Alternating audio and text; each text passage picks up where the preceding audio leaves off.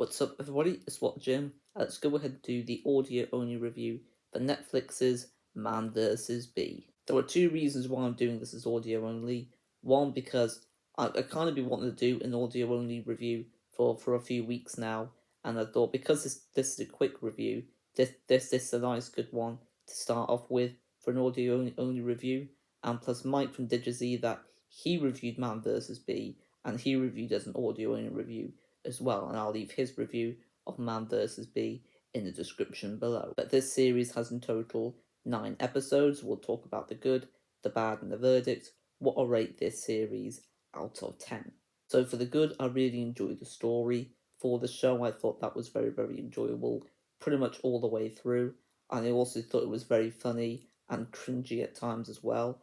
I love cringy sort of humour, and it definitely was my sort of humour when I was watching this film, and I think characters were done very, very well here, especially the character Trevor Bingley, played by Rowan Atkinson. He does an excellent job at playing that character. You can tell he's having a blast playing that character, and I like the fact that this show is actually a show, not a film. I'm curious to see what it would have been like as a movie, but in my opinion, I think a show definitely was the way to go. I want to mention that there's no intro, and it just goes straight into each episode.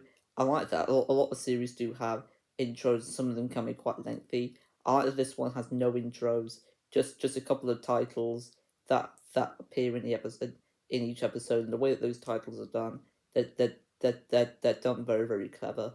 And I think more TV shows and films should do what Man vs. Bee did for that. The length, I thought the length was done very, very well. I didn't think it was too long.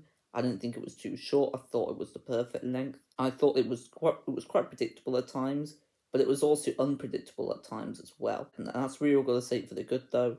Well, now I'll talk about the bad. So, in my opinion, with the bad, it's got an unsatisfying ending with Trevor and the bee for me. I wasn't the biggest fan of the way this show ended, and I feel like because the show was really, really enjoyable for me, I felt it was a shame that I wasn't the biggest fan of the ending for this series.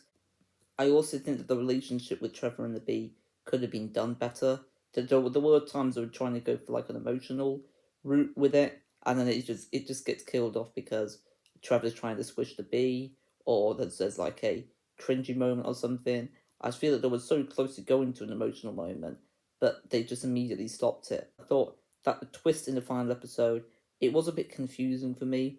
I had to pause it and ask my dad what was going on there. I found it a little bit too confusing, and I think they could have thought of something else as a twist. I think going for a twist was a good idea, but I wasn't the biggest fan of what the twist was. Overall, it had quite an underwhelming final episode. It was still enjoyable nonetheless, but in my opinion, the last episode was my least favorite episode of Man vs. Bee, and I thought that some of the side characters could have been written a bit better as well. But we'll talk about the verdict for this show now.